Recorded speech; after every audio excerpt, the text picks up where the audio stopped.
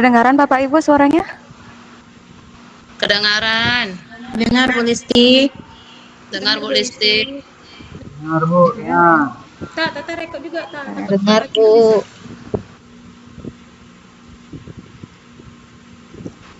Baik Bapak Ibu, kita mulai. Assalamualaikum warahmatullahi wabarakatuh. Waalaikumsalam warahmatullahi wabarakatuh. Waalaikumsalam warahmatullahi Waalaikumsalam wabarakatuh. Raditu billahi rabbal wa bil islam madina wa bi Muhammadin sayyidina wa rasulullah. Alhamdulillah rabbil alamin. Wassalatu wassalamu ala asyrafil anbiya'i wal mursalin wa ala alihi wa sahbihi ajmain.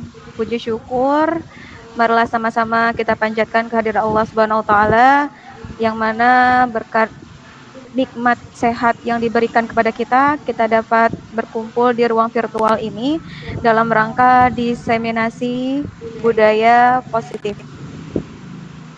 Tak lupa pula salawat berangkaikan salam, marilah sama-sama kita sanjung-sajikan ke junjungan kita Nabi Muhammad SAW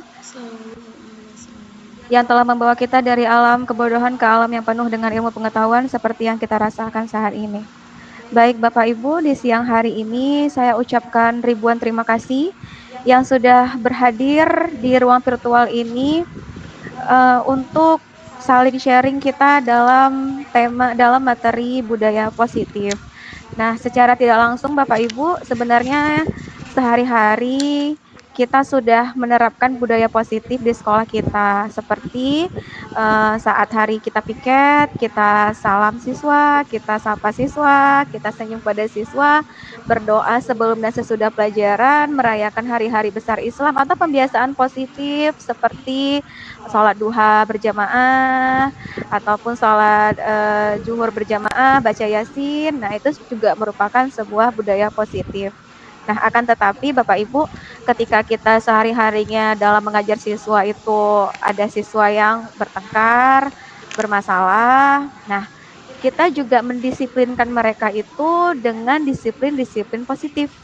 Oleh karena itu nantinya bagaimana cara menyelesaikan disiplin positif ini tadi kepada siswa, bagaimana cara menerapkannya akan dipaparkan oleh dua rekan saya, yaitu Ibu Cici dan Ibu Masyitah. Kepada Ibu Cici, saya persilahkan. Assalamualaikum warahmatullahi wabarakatuh. Waalaikumsalam. Izin Ibu, saya akan memaparkan tentang budaya positif. Saya screen dulu ya.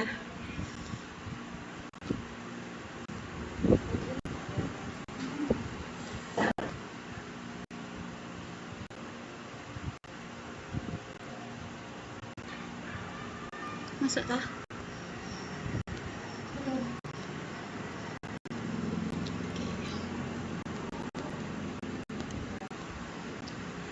Menyebarkan pemahaman dan penerapan pengalaman budaya positif. Nah, ini adalah konsep inti budaya positif, itu ada perubahan paradigma belajar, disiplin positif, nilai-nilai kebajikan, kebutuhan dasar manusia, memotivasi perilaku manusia, posisi kontrol guru, keyakinan kelas, dan segitiga restitusi. Nah, pembelajaran dengan paradigma baru. Di sini pembelajarannya itu merupakan pembelajaran yang dirancang berdasarkan prinsip pembelajaran berdiferensiasi. Nah, berdiferensiasi itu apa? Nah, pembelajaran berdiferensiasi itu pembelajaran di mana guru menggunakan berbagai metode pengajaran untuk memenuhi kebutuhan individu setiap siswa. Nah, kebutuhan itulah yang berupa pengetahuan yang ada.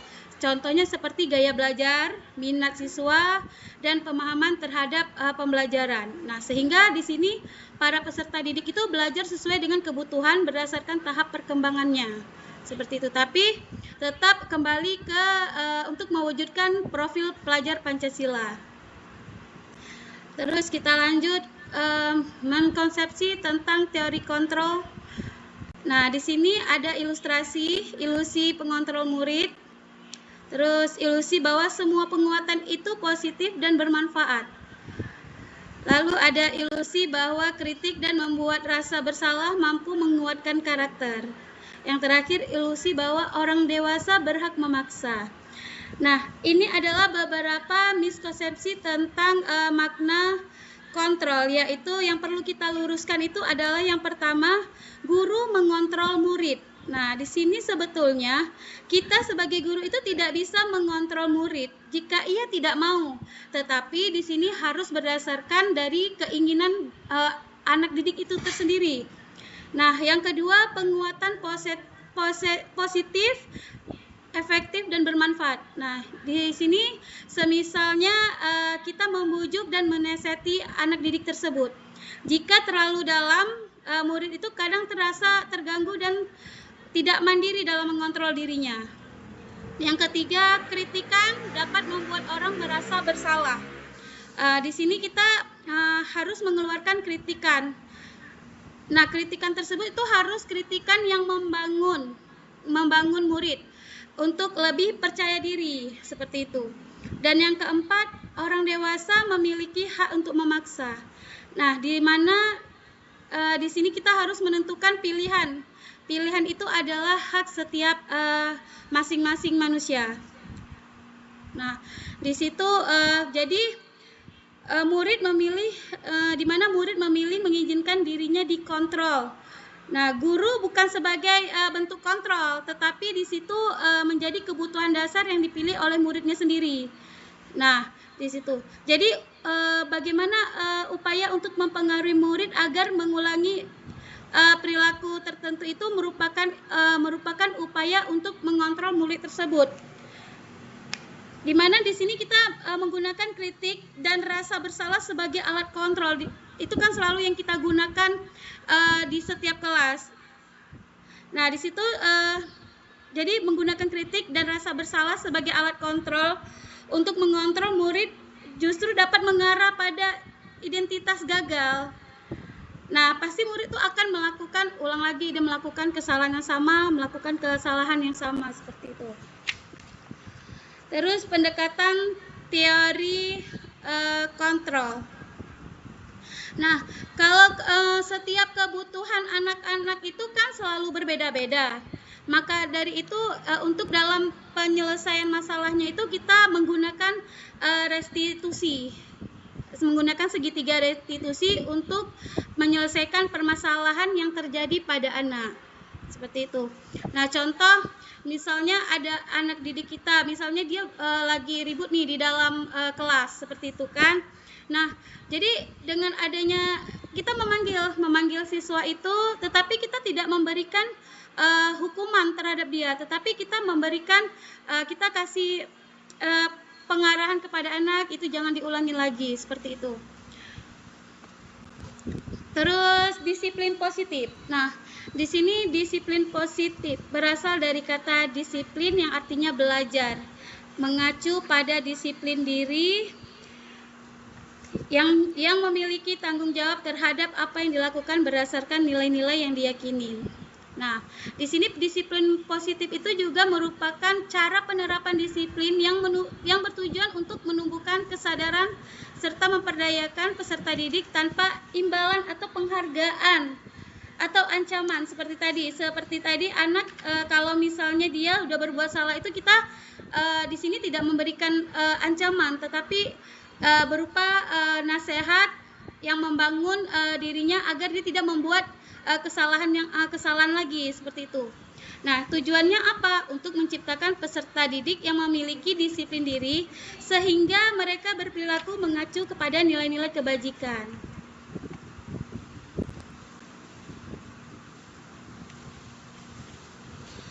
Nah, selanjutnya ada nilai-nilai kebajikan. Nah, nilai-nilai yang disepakati bersama lepas dari suku, bangsa, agama, bahasa maupun latar belakangnya. Nah, kalau di sini kalau kita lihat misalnya nih, kalau dalam kehidupan sehari-hari, nah misalnya itu ada seorang guru nih memberikan, kalau kita lihat contoh dalam kehidupan sehari-hari ya, di sini misalnya ada salah satu rekan guru kita memberikan les kepada muridnya.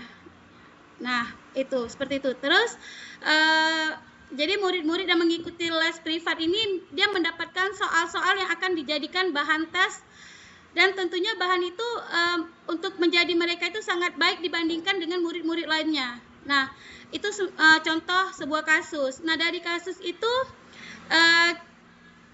sebagai guru kita bertanya, baik apa tujuan pemberian les privat ini, kayak gitu kan. Nah, bila memang tujuannya itu mencari penghasilan tambahan, nah saya akan memberikan saran untuk bisa berperilaku adil, jadi tidak tanpa membeda-bedakan suku, bahasa, agama dia, seperti itu.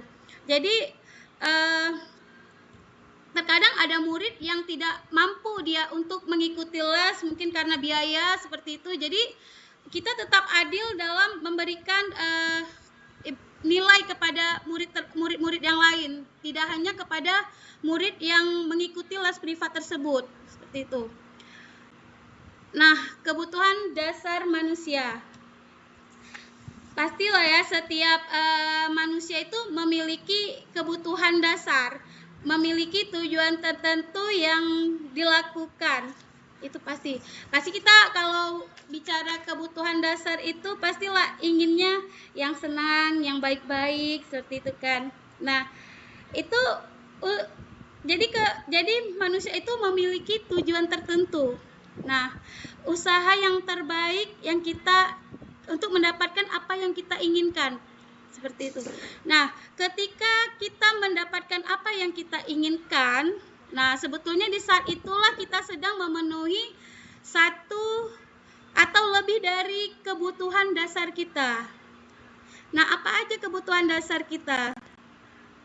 Nah, ini adalah 5 kebutuhan dasar manusia. Yang pertama itu bertahan hidup. Yang kedua, di sini kalau bertahan hidup itu ada makanan, pakaian, tempat tinggal, keamanan, kesehatan. Nah, yang kedua itu ada kasih sayang dan rasa terima kasih. Rasa diterima, dipedulikan, berbagi, kerjasama, menjadi bagian. Terus lanjut yang ketiga, penguasaan, di mana di sini terdiri dari harga diri, keinginan untuk dianggap, memimpin prestasi. Terus yang keempat ada kebebasan, mandiri, memiliki pilihan, mencoba hal baru, mampu mengendalikan. Yang kelima ada kesenangan, terdiri dari bermain, humor, antusiasme dan tertawa. Nah, jika kita lihat, kita kembali ke dalam sekolah ini ya. Jadi saya ambil contoh kembali ke dalam sekolah. Kebutuhan bertahan hidup itu adalah kebutuhan yang bersifat fisiologis untuk bertahan hidup. Nah, misalnya kesehatan, rumah, dan makan. Nah, saya mempunyai murid. Misalnya ini murid saya bernama Rizky. Nah, ketika ditanya oleh ibu, ketika saya bertanya nih kepada murid saya, ia lapar, terus dan orang tuanya tidak membawakan bekal makan siang. Maka kebutuhan dasar yang sedang berusaha dipenuhi oleh si Rizky itu adalah kebutuhan untuk bertahan hidup. Itu dia contohnya. Nah, yang kedua, kasih sayang dan rasa diterima, kebutuhan psikologis. Di situ kebutuhan untuk berbagi dan diterima. Nah, contoh kasusnya lagi, misalnya nih, kembali lagi dengan nama si Rizky. Si Rizky mengambil makanan temannya tanpa seizin temannya di situ. Tapi dia merasa senang. Temannya itu menjadi memperhatikan dia nih ceritanya.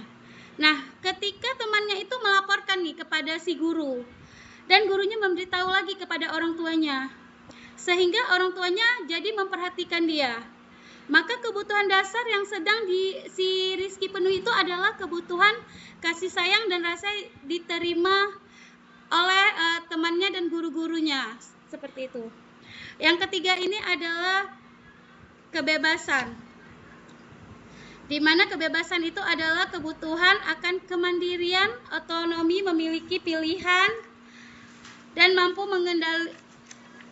mengendalikan hidup seseorang. Nah, contoh lagi tetap saya ambil kasus si Rizky ini tadi. Nah, di sini bahwa si Rizky ini dia merasa bosan dengan bekal yang dibawakan oleh orang tuanya. Jadi makanan yang dibawa itu aja. Jadi di sini dia mencoba memakan atau mengambil makanan temannya yang beraneka ragam. Nah, berarti di sini si Rizky tadi itu adalah dia sedang berusaha memenuhi kebutuhan akan kebebasannya. Yang keempat, kesenangan. Nah, kesenangan lagi-lagi kita ambil lagi contoh dari si Rizky tadi. Di sini kesenangan itu untuk mencari kesenangan, bermain, terus tertawa, seperti itu. Nah, jadi dalam kasus si Rizky ini bahwa dia melakukan karena iseng dan dia menikmati ekspresi wajah dari teman-temannya tersebut seperti itu. Dan di sini karena dia melihat ekspresi teman-temannya itu lucu, maka dia melakukan perbuatan seperti itu. Nah, berarti di sini kita lihat si Rizky itu berusaha memenuhi kebutuhan dia itu, kebutuhan akan kesenangannya. Nah, yang terakhir adalah penguasaan, di mana ketika seorang murid melakukan perbuatan dengan bertentangan dengan nilai-nilai kebajikan atau melanggar peraturan. Nah, di situ dikarenakan karena mereka itu gagal untuk memenuhi kebutuhan dasar mereka, seperti itu.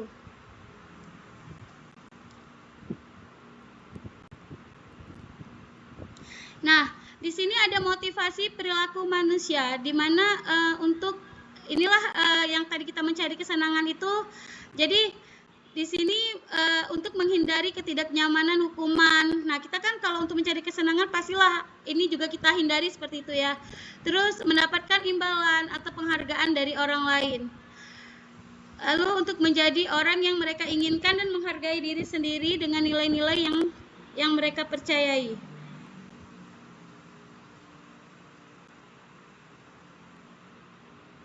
Nah, di dalam disiplin positif ini, kata-kata hukuman, kita tidak memberikan lagi hukuman kepada anak didik kita, terus konsekuensinya juga enggak. Nah, disinilah di restitusi inilah kita menciptakan kondisi bagi murid untuk memperbaiki kesalahan-kesalahan yang telah dibuat, seperti itu.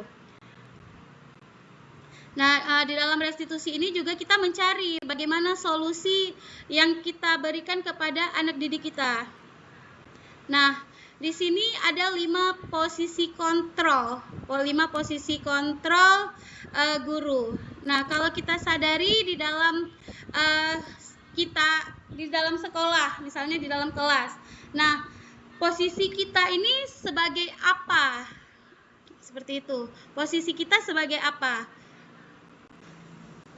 Nah, pasti kata-kata penghukum, pembuat merasa bersalah, terus sebagai teman, pemantau, manajer. Biasanya paling banyak ini kita buatnya penghukum sama pembuat merasa bersalah. Nah, tetapi disiplin positif ini kita tidak lagi membuat anak ini serasa kita sebagai penghukum dan pembuat rasa bersalah. Nah, ini nanti akan lebih jelasnya akan diterangkan oleh Ibu Masita tentang 5 posisi kontrol ini.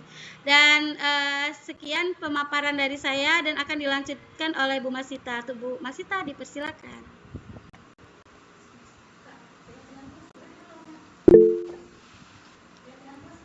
Belum. Itu mau Bu Ani tanya tuh. Listi mana Listi? Listi?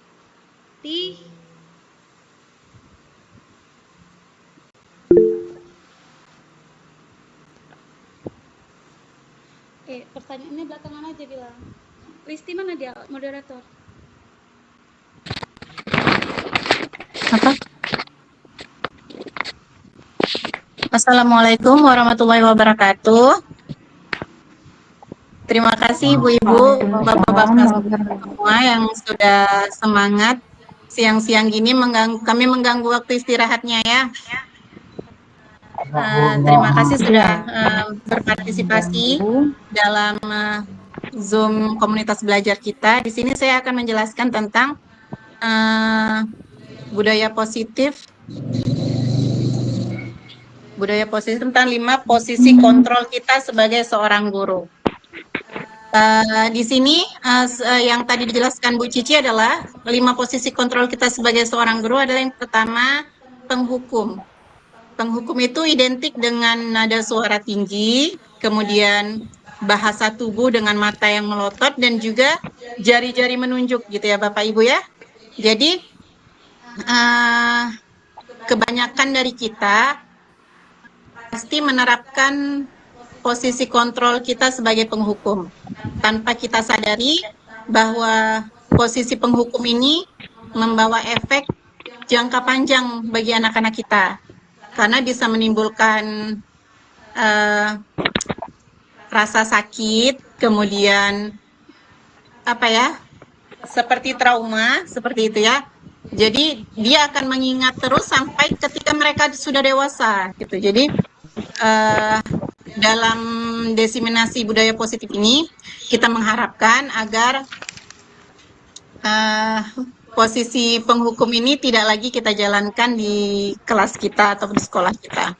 Dan yang kedua adalah posisi kontrol sebagai pembuat merasa bersalah. Di sini biasanya guru dengan nada yang lembut, terus membuat anak-anak merasa tidak nyaman, merasa sedih, kemudian rendah hati, rendah diri. Seperti apa ya? Contoh sederhananya seperti kamu tidak kasihan nak sama orang tua kamu yang sudah bekerja untuk sekolah kamu, tapi kamu seperti ini di sekolah, kamu bandel. Mungkin niat kita supaya anak itu belajar menghargai kerja keras orang tua, tapi tanpa kita sadari itu bisa berefek bagi mental anak. Jadi mereka merasa terpojokkan, merasa tersudut, atau merasa rendah diri. Dan saya harap ke depannya kita tidak melakukan ini lagi gitu. Terus kemudian kok nggak bisa.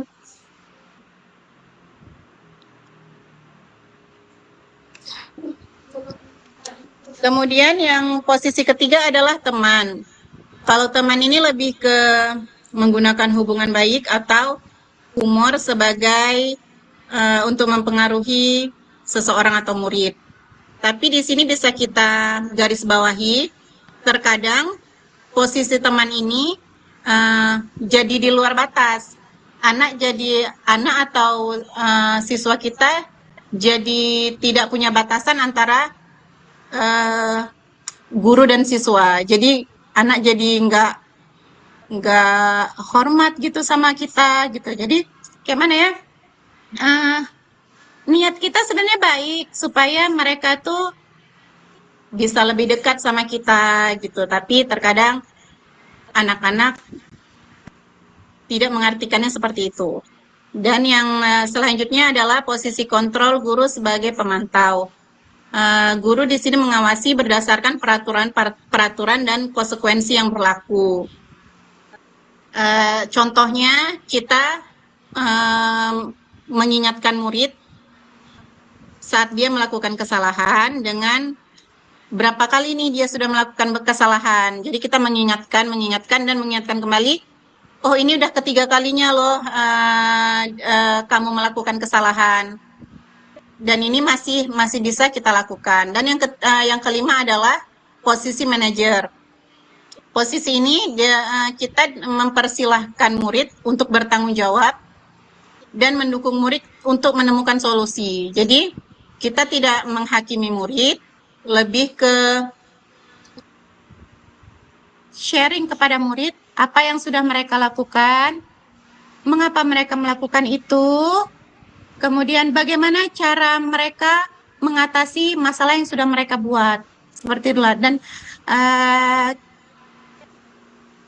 kita berharap supaya ke depannya kita bisa menerapkan posisi kontrol kita sebagai manajer dalam menangani kasus-kasus kita terhadap siswa. Kemudian untuk mewujudkan pendidikan budaya positif sebenarnya tidak lepas dari keyakinan kelas dari awalnya. Dasarnya itu adalah keyakinan kelas. Keyakinan kelas adalah pernyataan yang disepakati bersama guru dan murid untuk menjadi pedoman dan berperilaku di kelas. Langkah-langkah membuat keyakinan kelas, guru mempersilahkan warga sekolah atau murid di sekolah atau di kelas untuk memberikan pendapat. Kemudian mencatat semua masukan-masukan dari murid ataupun warga sekolah di papan tulis atau kertas besar. Kemudian susunlah keyakinan kelas sesuai prosedur pembentukan keyakinan sekolah atau kelas. Gantilah kalimat-kalimat dalam bentuk negatif menjadi positif. Di sini contohnya seperti kita memberikan pertanyaan kepada murid, kita pengen sekolah atau kelas yang bagaimana? Pasti banyak jawaban dari siswa-siswa kita. Apa yang boleh dilakukan dan apa yang tidak boleh dilakukan di kelas. Pasti siswa, Bu tidak boleh makan, Bu tidak boleh berantem, Bu jangan terlambat. Nah, di sini kita mengganti bentuk negatif. Bentuk negatif itu apa? Hindari kata tidak boleh dan jangan. Misalnya contohnya, tidak boleh datang terlambat. Itu kan masih bernada negatif. Jadi kita ganti ke positif menjadi datanglah tepat waktu. Jadi itu perbedaan peraturan kelas dan keyakinan kelas itu adalah penggunaan kalimat-kalimat bentuk negatif menjadi bentuk positif. Jadi kalau tidak boleh makan, bentuk positifnya lebih ke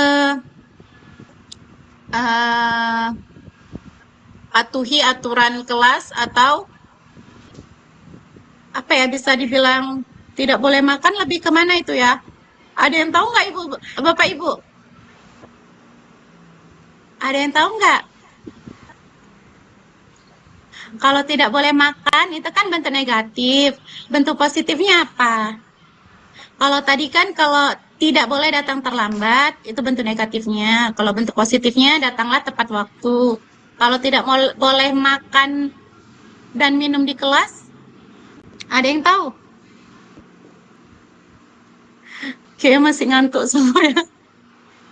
Ada yang tahu nggak? Ada yang tahu? Bu Cici ada yang tahu?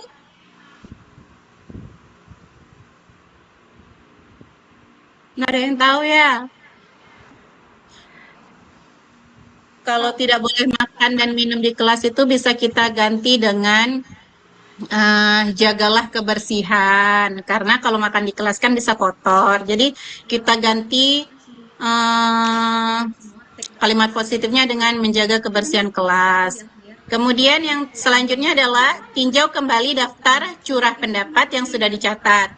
Anda mungkin akan mendapati bahwa pernyataan yang tertulis di sana masih banyak berupa peraturan-peraturan.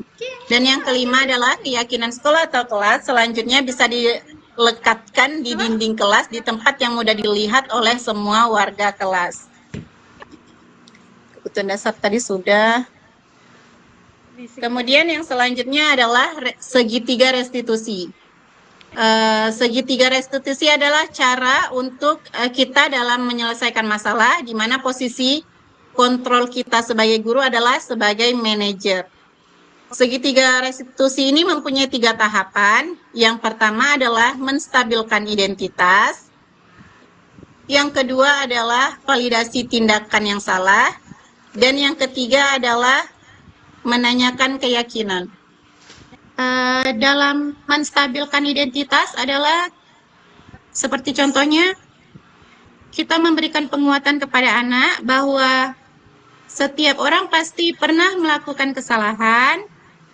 Kemudian kamu bukan satu-satunya orang yang pernah melakukan kesalahan. Jadi di sini dalam tahap menstabilkan identitas kita menenangkan murid dulu, kita menenangkan anak dulu, supaya anak juga nggak tertekan saat menceritakan masalah yang dia buat atau kejadian yang dia alamin. Jadi kita menenangkan supaya dia lebih tenang dalam menceritakannya. Kemudian tahapan yang kedua adalah validasi tindakan yang salah. Di sini kita kita memberi motivasi pada siswa bahwa setiap orang pasti punya alasan melakukan sesuatu dan kita yakin Ibu yakin pasti kamu punya alasan mengapa kamu melakukan sesuatu. Kemudian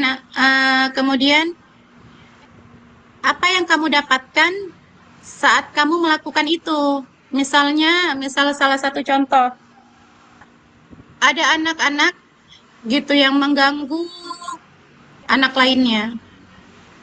Jadi kita akan menanyakan kepada anak tersebut, apa sih alasan kamu mengganggu teman gitu kan, sama kamu mengganggu teman? Pasti dia akan menjawab rata-rata, nggak apa-apa Bu, iseng aja, atau seru aja, seneng aja gitu kan.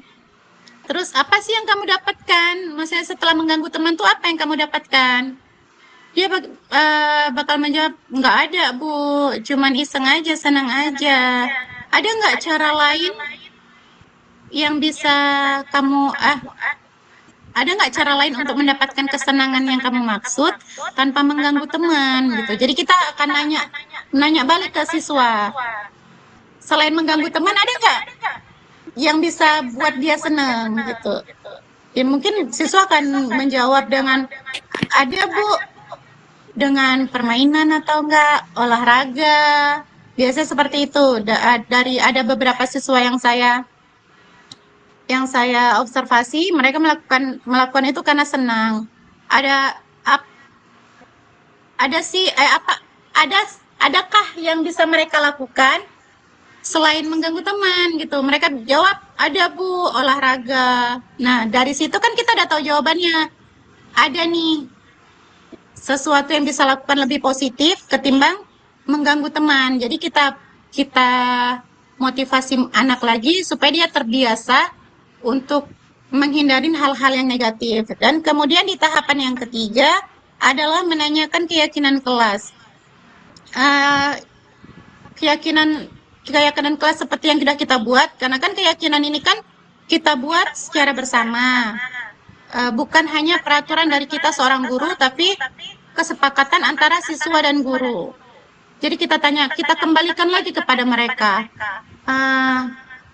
Kamu masih ingat nggak apa keyakinan kelas kita? Pasti mereka jawab, masih Bu. Kemudian kita tanya lagi kepada mereka, menurut kamu, perbuatan kamu nih, apa yang kamu keyakinan kelas apa yang kamu langgar?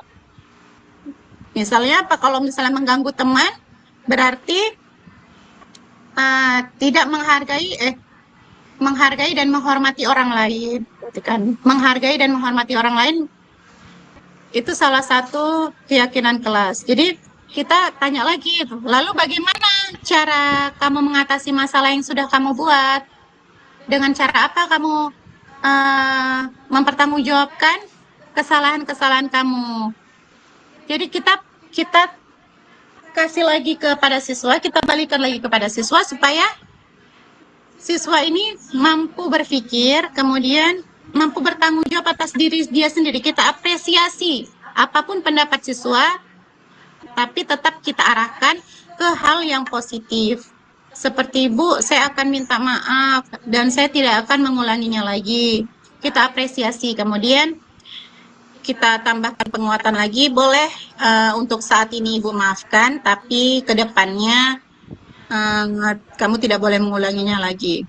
Jadi seperti itu contoh-contoh penerapan segitiga restitusi dalam menyelesaikan masalah. Habis kan? Perpanjang waktu, lupa Kak Cid nengok nih.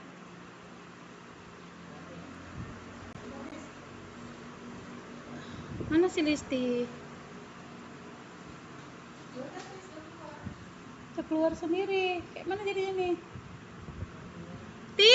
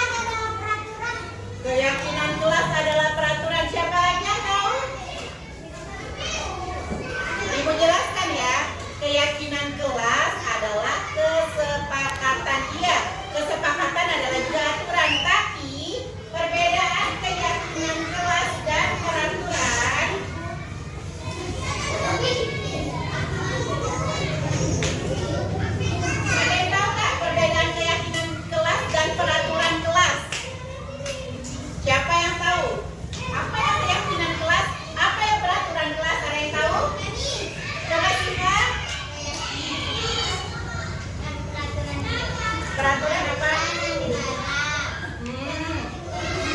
Keyakinan?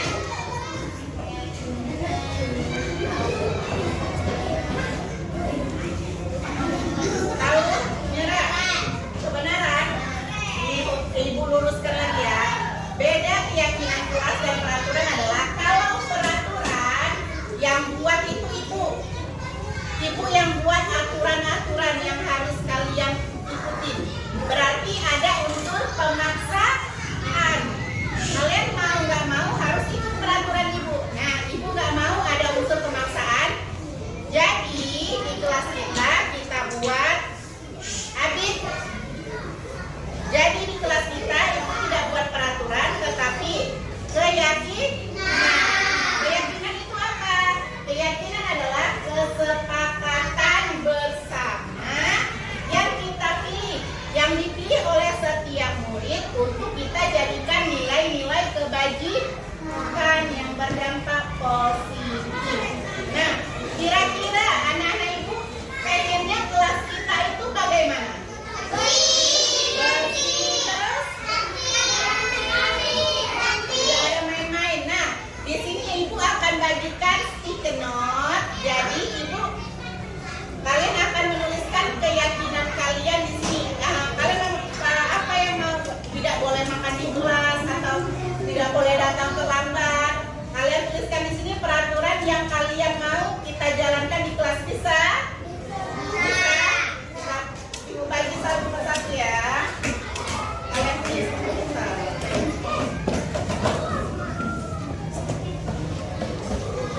ya.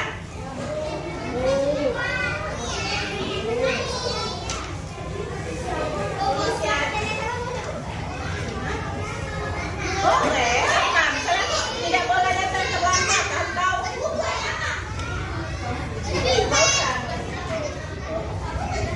terus tidak boleh datang terlambat. Kalian tulis tidak kayak Bonana. Kalian tulis saja nanti tempelkan ke depan. Nampak.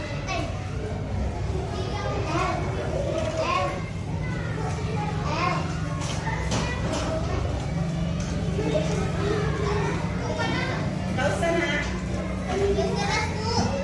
Ya, tulis apa yang kalian inginkan untuk jadi peraturan di kelas kita. Iya, satu orang satu peraturan. Setelah selesai, tempel di sini. Tempelkan ke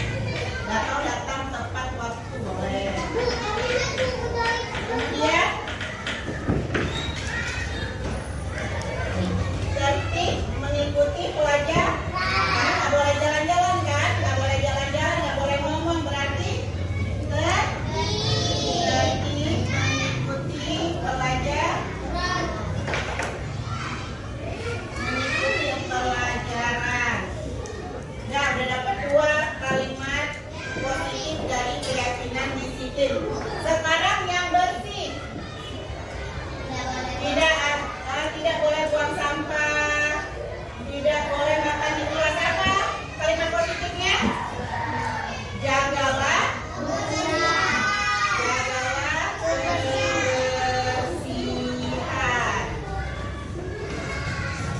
Dan ada lagi? Tidak ada. Sekarang yang ya, buanglah sampah pada tempatnya. Buanglah sampah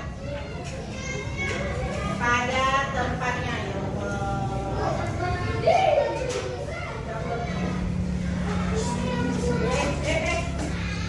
Dah. Dan yang ketiga, yang hormat. Kalimat positif yang pertama apa? Saling menghormati.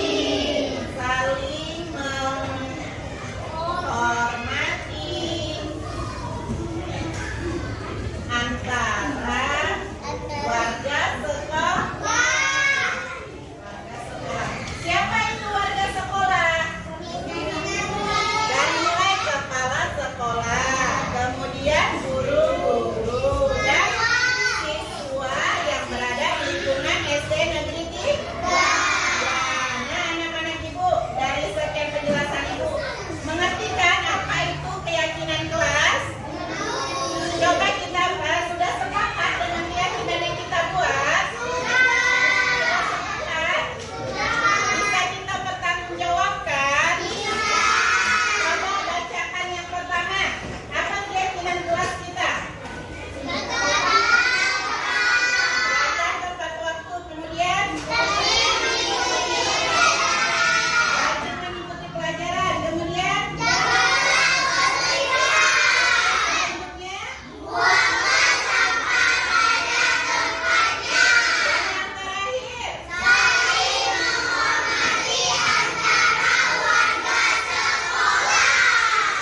beri aplaus dulu untuk kita semua. Dan semoga ke depannya keyakinan yang sudah kita yakini bersama, yang sudah kita sepakati bersama bisa berjalan dengan lancar ke depannya dan anak-anak ibu bisa bertanggung jawab atas keyakinan yang kalian pilih sendiri. Oke, sekian dari ibu. Wassalamualaikum warahmatullahi wabarakatuh.